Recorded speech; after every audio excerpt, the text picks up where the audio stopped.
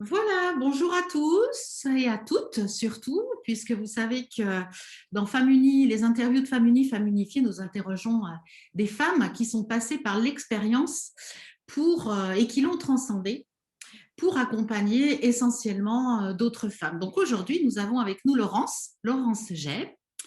Et le titre de cette interview, c'est La revanche du phénix ou comment renaître à soi-même après un burn-out. Parce que Laurence a traversé cette épreuve du burn-out et l'a transcendée et maintenant est devenue coach pour accompagner spécifiquement les femmes à sortir du burn-out. Donc, bonjour Laurence, qu'est-ce que tu peux... pardon. Bonjour Amanda et bonjour à toutes et à tous. Voilà, qu'est-ce que tu peux nous donner un petit peu comme définition de ton expérience avec tes mots à toi, et après je te poserai un petit peu des questions plus spécifiques sur ce qui a d'abord été une épreuve et après que tu as transcendé, puis que maintenant tu en transmets les outils. Qu'est-ce que c'est pour toi que cette expérience du burn-out, comment ça s'est passé pour toi, comment tu l'exprimerais pour que tout le monde comprenne mieux un petit peu comment on est traversé par ce feu qui nous brûle. Enfin, moi, je ne l'ai pas vécu, donc et qui après, l'idée, c'est de renaître de ces cendres transformées. Alors moi je suis Laurence, j'ai 46 ans, je suis maman, j'ai 2 enfants, je suis mariée, j'ai travaillé 17 ans en entreprise et j'y ai vécu l'ennui et 6 ans de souffrance au travail et le burn-out. Donc le burn-out, moi je m'en suis pas rendu compte, c'est comme une tempête qui est arrivée sur moi sans me prévenir ni moi ni mon entourage de ce qui allait m'arriver. Alors en fait j'avais dû avoir des signes Ouais. mais je n'étais pas prête à les voir. Avec le recul, maintenant, je sais que j'ai eu des signes, mais je n'étais pas prête à les voir et mon entourage non plus. Et je me disais, bon, c'est pas grave, ça va aller, ça va passer. Et c'était quoi ces signes? Justement, maintenant que tu sais les reconnaître et que tu es devenue professionnelle, qu'est-ce que c'était que ces signes? Eh bien, j'ai eu des moments où j'étais fatiguée, j'étais en stress, j'ai eu des signes physiques ou des choses qui se sont amplifiées. Bon, j'ai un peu d'asthme, qui est un peu un terrain que j'ai. J'avais de l'asthme qui s'amplifiait, je toussais, j'avais des allergies qui sont apparues, des douleurs digestives. Et puis, j'avais eu des signes peut-être de personnes qui étaient un peu toxiques avec mon intuition, mais je me disais, oh, bah, faut leur laisser une deuxième chance quand même. Euh, Donnons-leur leur chance. Oui, tu n'y as pas vu quelque chose en fait qui commençait à toucher à ton intégrité. Parce que là, Ouais. dans ce que tu exprimes, c'est que ton corps déjà commençait à saturer en fait de fatigue et de charge mentale et émotionnelle, c'est ça? Oui, oui, oui, c'est ça. Oui. Et que les personnes allaient toujours peut-être un petit peu plus loin. Tu parles oui, de personnes peut-être qui harcelaient ou qui étaient... Oui, bah, deux personnes qui ont commencé à me hausser un petit peu le ton, me piquer un peu, et je n'osais pas dire non, dire stop, parce que je ne voulais pas leur déplaire, je ne voulais pas m'agacer dans le bureau où je travaillais, j'avais peur que ça puisse déranger. Donc, je n'ai pas stoppé tout de suite. Et après, ça s'est amplifié. Les personnes se sont mises à hausser plus le ton, à crier, à critiquer derrière, ou à me reprocher des choses qui n'étaient peut-être pas forcément tout à fait vraies. Mais Alors justement, euh, pour toi, quel est le trait de caractère? Est-ce qu'il y a des traits de caractéristiques, de caractère, ou même des qualités qui se retourneraient contre elles-mêmes, des personnes qui peuvent, et plus spécifiquement peut-être des femmes, hein, par rapport à notre culture aussi, à notre société quand même, qui est patriarcale à la base, euh, est-ce qu'il y a des traits de caractère qu'on retrouve auprès de personnes et de femmes qui sont victimes de burn-out? alors oui, en effet, les femmes sont plus sujettes. Il y a plus de femmes qui vivent le stress, l'anxiété et le burn-out. En Pourquoi? effet. Est-ce que toi, tu... Alors il y a en fait alors il y a notre éducation, la société dans laquelle on vit, les façons qu'on nous a apprises. Et il y a les femmes qui ont quand même plus une charge mentale et qui la vivent différemment des hommes. Et il y a cet idéal de la femme qui doit bien faire, Oui, qui arrive voilà, à tout mener de front, peut-être.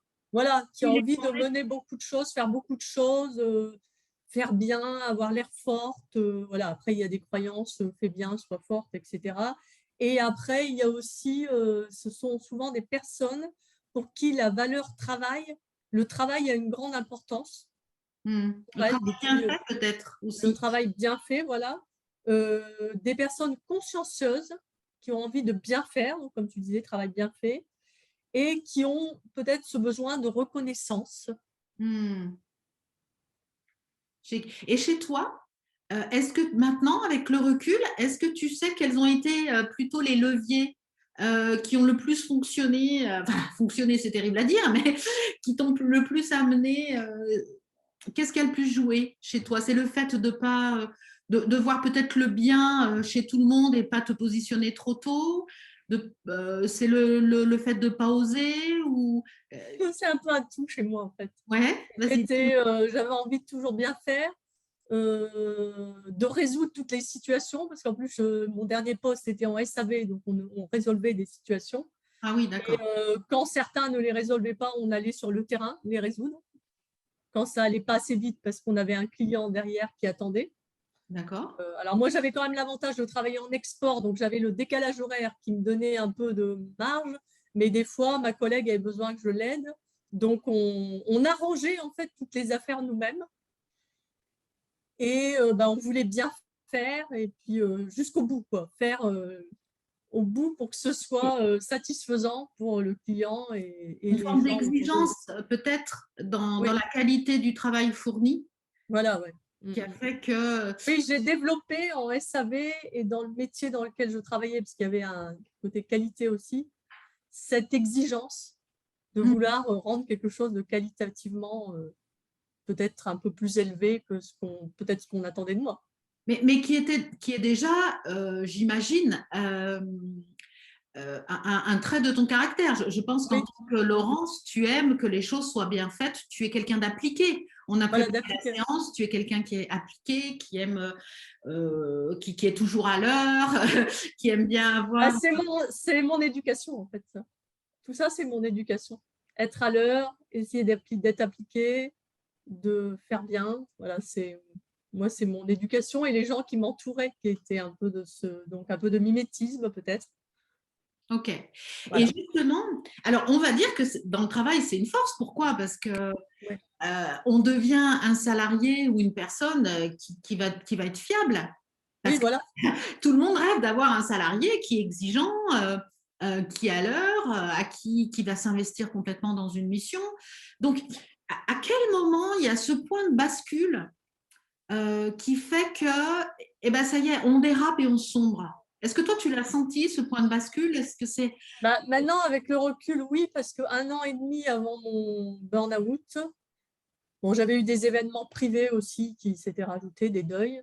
Ouais, Et un an et demi avant mon burn-out, j'ai eu un entretien avec mon responsable qui trouvait que j'avais plus la même organisation et que peut-être j'avais un peu de stress qui montait. Et d'accord.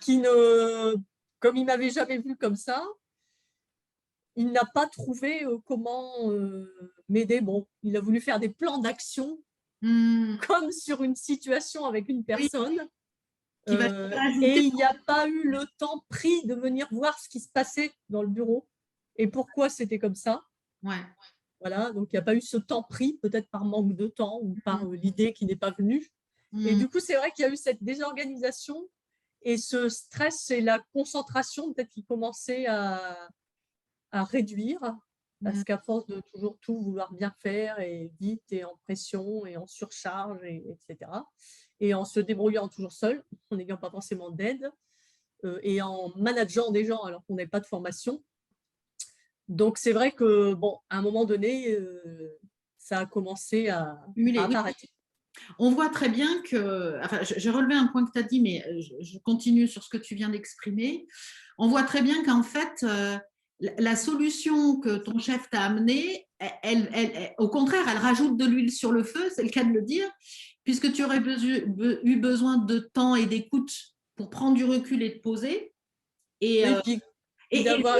Mais en fait, je pense que ça, c'est valable pour toutes les structures parce qu'on n'apprend pas à gérer par l'écoute et à prendre du recul. Au contraire, il te repropose un plan d'action qui va surajouter déjà à toute cette charge mentale et tous ces plans d'action que tu gérais.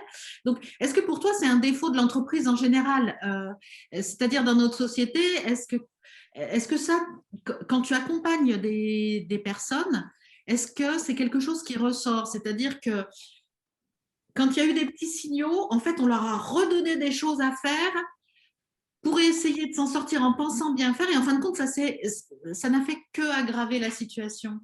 Parce qu'en fait, on n'a pas analysé le fond du problème et on n'est pas venu voir la situation, peut-être comme toi, tu le fais des fois en accompagnement d'entreprise. On n'est pas venu analyser la situation, voir ce qui se passait en réel. C'est ça.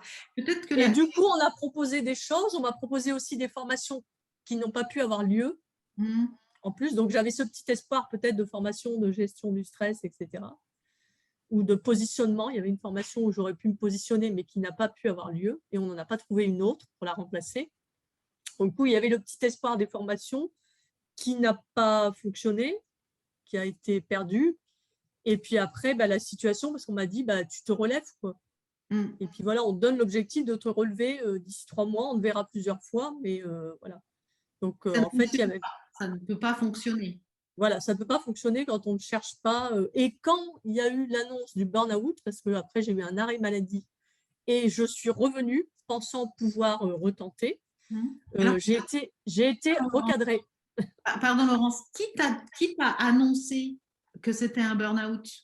C'est le médecin. C'est les médecins, donc… Les médecins, oui. Oui, parce qu'un jour, je n'ai pas pu retourner. Un soir, je suis tombée en larmes complètes. C'est des choses qui arrivent avec le burn-out. Et donc, on a compris avec mon mari que je ne pouvais plus y retourner, que c'était trop. Et là, on s'est dit, qu'est-ce qui t'arrive? Donc, mon mari m'a dit, va voir le médecin demain, parce que quelle est cette situation? C'est une dépression et c'est un burn-out, on ne savait pas, parce qu'on ne connaissait pas très bien le burn-out. On n'avait personne dans notre entourage, ni nous-mêmes, qui ne l'avions vécu. Donc, c'est le médecin, oui, qui m'a dit, je pense que c'est un burn-out. Et puis après, j'ai vu un autre médecin, plus sur la psychique, et qui m'a dit, oui, c'est bien un burn-out. Donc là, arrêt maladie. Voilà. Donc, en plus, oui, en retournant après le premier arrêt maladie, mon chef a voulu me recadrer. Ah oui. J'ai appris après qu'un recadrage, ça n'était pas ça. Donc, voilà, les choses étaient maladroites. Voilà, les signaux ne concordaient pas par rapport à ton besoin. Par contre, je vais rebondir sur 2 choses. Donc, alors, du coup, une troisième s'en est rajoutée parce que est-ce que tu observes au travers des personnes aussi que tu accompagnes cette concordance? Tu as exprimé, sans rentrer dans ton intimité, que tu avais eu des deuils en parallèle dans ta vie privée. Est-ce que tu te rends compte qu'il y a des concordances, voilà, où ces femmes, puisque tu accompagnes des femmes, en dehors de la surcharge mentale et de la saturation qui se produit au niveau du travail, vivent dans leur vie privée? Alors, ça peut être des deuils, ça peut être un divorce, ça peut être des difficultés. Est-ce que ça, il y a des espèces de choses qui se mélangent dans la… Alors, j'accompagne pas que les femmes qui ont eu un burn-out professionnel, j'accompagne aussi des femmes qui vivent un burn-out personnel. Ah, c'est intéressant ça. Ouais, un burn-out maternel ou familial, ça dépend. Ouais. Voilà. Et oui, alors j'ai détecté souvent qu'il y avait eu quelque chose autour. Alors, ça peut être un accident d'eux ou d'un proche, d'elle ou d'un proche, une maladie d'un proche des fois, ou des décès également d'un proche, oui, de quelqu'un avec qui elles étaient proches, qui rajoute en fait une difficulté supplémentaire dans cette situation qu'elles vivent. Il y a souvent quelque chose, on cherche dans le passé, oui, s'il y a quelque chose, ou un conflit avec un proche qui peut en rajouter, ou une période difficile avec un proche. Moi, je suis pas dans la famille souvent. Je ne suis pas spécialisée, mais ça m'est arrivé d'avoir des personnes qui étaient victimes de burn-out. Mais moi, je ne l'ai pas vécu, donc c'est vrai que je n'ai pas… j'ai pas le ressenti que toi tu peux avoir d'avoir traversé cette épreuve parce que ça va plus vite en fait. Quand tu l'as vécu, bah, tout de suite la personne, enfin tu sais de quoi tu parles. Mais ce que j'ai pu observer, c'est que où que pose le regard, ces personnes, tout est difficile. Oui, Souvent, oui, oui, tout devient complexe, oui. voilà, c'est ça. Il n'y a plus rien qui va les nourrir. C'est-à-dire le travail, c'est difficile. Des fois, le couple, c'est difficile. La relation à l'enfant, à l'ado, est difficile. Ce qui fait qu'il Oui, y a la plus... relation à leur mère ou à Oui, quelqu'un peut être voilà, complexe. Oui. ça peut être, voilà, ça peut être soit le relationnel, soit ça peut être parce qu'il y a un parent malade à s'occuper. Et qu'en fait, au fur et à mesure, tout est difficile. Mm. Et j'ai observé aussi que ce qui se passait, c'est que souvent, enfin, tu vas me dire si c'était ton cas, la personne, comme, tout est difficile, il n'y a plus rien vraiment qui la nourrit, et en plus, petit à petit, elle se prive de ce qui pourrait la nourrir.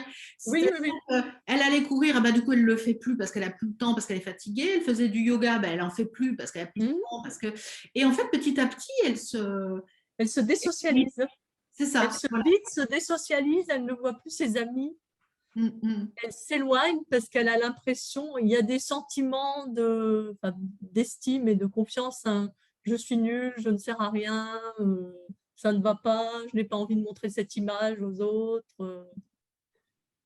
Ça ne sert à rien que j'aille faire du sport parce que je ne suis pas bien, ça ne me C'est nourrit vraiment pas. une espèce de descente aux enfers. Hein. Voilà, je ne fais plus mes activités, je ne trouve même plus 5 minutes. C'est ça que je vois chez certaines dames. Alors, des fois, il y a des enfants en bas âge, donc c'est vrai que ce n'est pas toujours évident, mais je dis des fois, l'impression aussi de se laisser envahir par la famille et les enfants, au point de ne pas oser dire je vais aller 5 minutes dans la pièce à côté, il n'y a pas de danger, ou je prends le babyphone, ou je mets le plus petit à côté de moi dans son lit ou dans son parc. Mais en fait, oui, il y a l'impression de devoir toujours être là pour les enfants, pour satisfaire toute demande. Oui, ce qui fait qu'on ne s'écoute plus, on Oui, ne devient plus notre propre priorité. Et du tout à coup, fait. on se laisse parasiter, envahir. Et justement, alors, l'autre question que j'avais, tu as exprimé le fait de la dépression ou d'état dépressif. Alors, et ton médecin t'a bien dit, c'est un burn-out, c'est pas une dépression. Quelle est la différence pour toi parce que des fois, c'est un petit peu confus, puis Alors, on jette le bébé avec l'eau du bain. je vais t'expliquer, parce qu'en fait, souvent, quand tu fais un burn-out, tu vis du stress de surmenage. Et puis, à un moment, tu vas vivre une petite dépression, mais que tu vas nier. D'accord. Moi, maintenant, avec le recul, oui, je m'en rends compte quand mon papa est décédé. Mmh. J'ai vécu, et en effet, j'étais allée chez le médecin chercher des médicaments pour vivre ce moment. Ouais. J'ai pris 1 an, mais après, j'avais complètement oublié la chose. Donc, j'ai pris les médicaments et j'ai continué. Et les médicaments m'ont aidé, donc bon, j'ai surmonté, j'en ai supprimé certains autres, j'en ai gardé quelques autres, et puis petit à petit, on les a réduits, puisque je commençais à surmonter cette épreuve. Et puis ensuite, il y a la perte de l'équilibre qui s'appelle la décompensation, Mmh. et ensuite, on fait un burn-out. Alors parfois, si le burn-out dure, on peut glisser vers burn-out plus dépression. Parce qu'en fait, la dépression, on a une sorte de vide, en fait, de désespoir, de tristesse profonde. Mmh. Et c'est lié aux événements de la vie, mais on ne sait pas lequel exactement parfois. Mmh. Les gens vont tomber en dépression, vivre la dépression, que j'aime pas trop tomber en dépression, et on va leur dire pourquoi, ils ne savent même pas. Et c'est certainement des tas de petites choses dans leur vie, dans leur milieu, dans leur environnement qu'elles ont vécu et dont qu'elles ont accumulé. Et des fois, elles ne se souviennent plus lequel a fini par le vase qui déborde, en fait. Et avec la dépression, on est souvent un peu dans la fuite, alors qu'avec le burn-out, au début qu'on fait le burn-out, on est toujours dans le surinvestissement. On a même du mal à dire stop, je vais me reposer. Le médecin, et des fois, il y a des gens qui disent mais reposez-vous, on vous a dit de vous reposer. Oui, donc le burn-out résonne vraiment sur l'action. Oui, voilà, l'action, D'ailleurs, le l'hyperactivité. phénix, une fois qu'il est brûlé, il renaît de ses Eh cendres. oui, oui, Donc, oui. alors, justement, toi, comment es-tu rené? Qu'est-ce qui s'est passé? Quel a été ton déclencheur, ton levier pour voilà, renaître de tes cendres? Qu'est-ce qui t'est arrivé, Laurence? En fait, alors j'ai réappris petit à petit à faire une petite chose que j'aimais par jour avec un psychiatre qui était extraordinaire, qui faisait de l'hypnose. Vraiment, il était révolutionnaire. Pourtant, c'était à l'hôpital, hein, ça faisait partie du CMP, le centre médico-psy qui est parfois dévalorisé, critiqué. Mais là, j'ai eu cette chance d'avoir ce psychiatre et une infirmière psy qui était extraordinaire aussi, qui me mettait des petites actions chaque fois, qui m'a réappris à me faire une petite récompense, pas élevée, m'acheter un petit cadeau quand j'avais réussi à faire un petit pas. Donc en fait, ils m'ont amené petit à petit vers cette théorie des petits pas que je ne connaissais même pas, où on fait un petit pas pour avancer jusqu'à une renaissance. Et puis, retourner un petit peu vers la nature, même un petit pas, aller juste au bord du jardin, respirer un peu, s'asseoir quelques minutes, sentir le soleil, enfin retrouver ses sens petit à petit. Et en fait, petit à petit, tout ça, et refaire des petites choses pour moi, doucement. Et du coup, petit à petit, puis me retrouver en fait, parce qu'on s'est perdu, puisqu'on s'est complètement oublié souvent. Puisqu'on ne s'est pas mis en priorité. Certaines ne connaissent même pas cette notion qu'on est notre priorité, qu'on est là pour tenter d'être heureux et essayer d'être bien d'abord pour pouvoir être bien avec les autres. Donc ça, on n'a pas forcément connaissance quand on est quand on a ce profil de personnalité. Et donc, réapprendre des petites choses et refaire des petites choses pour moi, tout doucement, retrouver ce qu'on aime, retrouver ses qualités, revenir vers un chemin de valorisation. Et en fait, petit à petit, on finit par retrouver un peu des envies, tout doucement, un peu d'énergie en acceptant le besoin de repos, puisqu'on a perdu les batteries, l'énergie est complètement tombée, puisqu'on lui en a tellement demandé, sans le savoir. Donc, petit à petit, l'énergie revient un petit peu, pas à pas. Bon, il y a des rechutes, hein, parce que le corps, c'est ce que je disais hier à une personne avec qui j'ai échangé, en fait, oui, vous avez l'impression que votre énergie revient et vous repartez comme avant. Donc, en fait, le corps, il dit non, non. Bon, après, j'aime bien faire des petites touches d'humour. Hein. Votre corps, il vous dit ah, non, non, attends, là, doucement. Je ne suis pas encore tout à fait prête pour le dynamisme. Enfin, je ne suis pas encore tout à fait prête pour le dynamisme complet. J'ai encore besoin d'un peu de ralentissement. Donc, doucement. Donc, voilà, c'est petit à petit refaire des choses, mais en s'autorisant les besoins de repos nécessaires. Donc du coup, tu as travaillé pour toi et du coup, c'est ce que tu transmets, vraiment cette écoute prioritaire des ressentis, des besoins. Et tu me disais, quand on a préparé la séance, que après, donc quand tu récupères après ton énergie, tu peux basculer sur le fait de te réinventer. C'est-à-dire que tu deviens, c'est pas un prolongement, j'ai été Laurence, il y a eu le burn-out, je compte, ouf, ça y est, je suis redevenue Laurence. Tu redeviens une nouvelle version de toi-même. Voilà, en fait, il faut créer, important de comprendre qu'en fait, il faut créer, réinventer un nouvel équilibre et avec des données différentes de celles qu'on avait avant, puisqu'on ne peut plus réussir à être la personne qu'on était avant, hyper active, à fond dans la perfection, etc. C'est un nouvel équilibre avec les besoins, l'écoute de soi, du corps, de ses sensations, de ses ressentis, entendre ces signes que le corps donne et que l'univers nous envoie pour réinventer cette nouvelle version qui va pouvoir tenir dans le temps, en fait. Ah oui, bien sûr. Oui, ça c'est important parce que après, est-ce qu'il y a une peur de la rechute? Est-ce que toi, tu as eu cette peur? Oui, parce qu'on a toujours peur et parce que. Mais alors après, c'est vraiment dans l'écoute du corps et des signaux. Parce que si on n'écoute pas les signaux, de toute façon, après un burn-out, l'univers nous envoie plus grave. Enfin, nous envoie jamais très grave, mais Oui, quand on est. L'univers t'envoie toujours parce qu'en fait, tu as toujours caché derrière toi ton ancienne toi avec tes anciennes caractéristiques. Et l'univers, des fois, qui veut retenter sa chance, le perfectionniste qui veut retenter sa chance, le contrôle, enfin toutes ces choses-là. Et du coup, l'univers envoie, enfin la vie, hein, je ne sais pas ce à quoi chacune croit, envoie des alertes et si on ne les entend pas, il continue. Jusqu'à temps de stopper. Par exemple, moi, il y a 2 ans, un soir, j'ai voulu faire trop de choses alors que la fatigue arrivait, comme beaucoup de personnes le soir.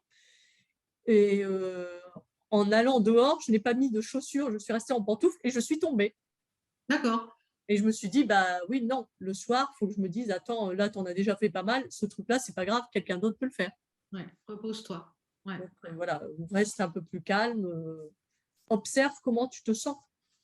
Alors justement, toi, au travers de ton expérience et des outils que tu as appris, hein, parce que je sais que tu as fait des Oui. formations, qu'est-ce que tu proposes enfin, voilà, dis-nous quelques outils dans ta façon d'accompagner. Je crois qu'il y a la naturopathie aussi. Oui, parce que j'y ai été formée, alors c'était très général, très large, et ça n'était pas ce qui me correspondait. Donc, c'est pour ça que j'ai cherché à créer autre chose par mon expérience. Mhm. Et donc, alors moi, j'ai des outils de terrain de mon expérience.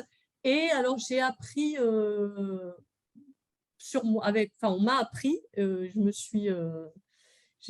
suis sortie du burn-out aussi par beaucoup de transformation, de la valorisation, transformer toutes ces choses négatives qu'on peut se dire en du positif.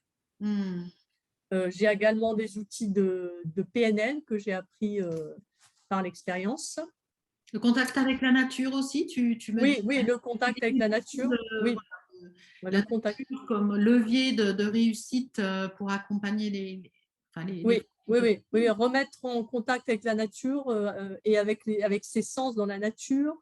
Ou par exemple, j'ai des visualisations pour les sens avec des outils, par exemple, d'huile essentielle qui D'accord. peuvent faire passer d'une émotion difficile, colère, tristesse, peur, à une émotion de joie D'accord.